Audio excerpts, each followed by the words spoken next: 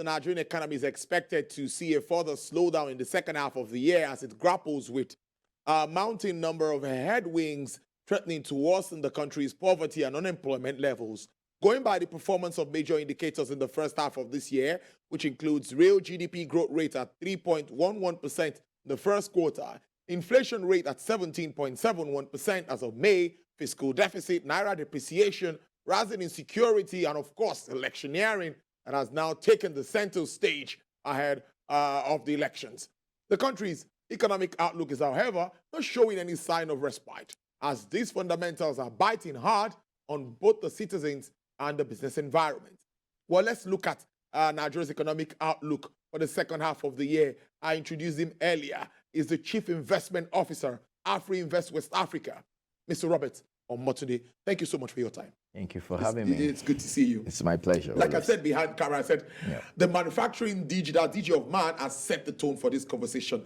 Things are not really looking good. Let's be realistic.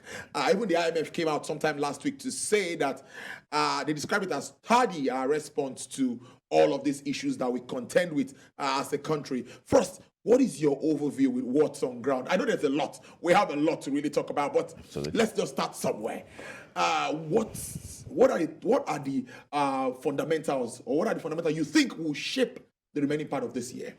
Well, I think that the issues on ground, they call for serious questioning, as well as attacking them frontally. It's sad though that the politics has taken the center stage, because I mean, the other day the president was saying he's even tired, he wants to go home. Yes. So it's, and if you manage an economy as diverse, as in quotes, problematic as Nigeria's, you can understand why the president will feel tired. But there are still issues to deal with. There are economic fundamental issues that we have to grapple with, right? We were just talking about the manufacturers and some of the challenges they are facing. Power is a major one, and grid collapse. We don't see that necessarily, dissipating in the short term. Given because if you dissect the issues, why do we have grid collapse every now and then?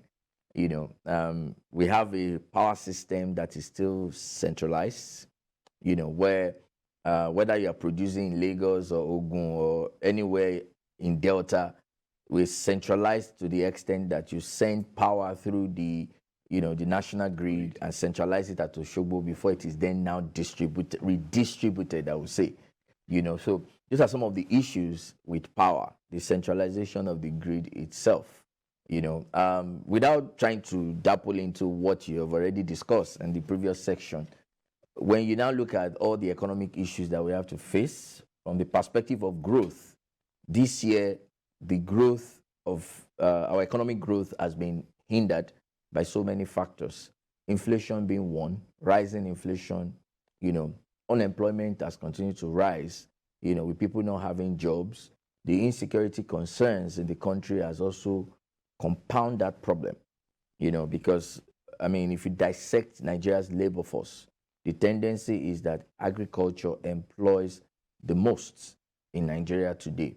But when you look at all the insecurity with farmers not being able to go to farm, and all of these other issues surrounding agriculture, you'll find out that people are losing jobs because of that. So unemployment is rising, then the poverty level is increasing. Now, one thing that comes with poverty, particularly when people cannot afford the basics of, feeding.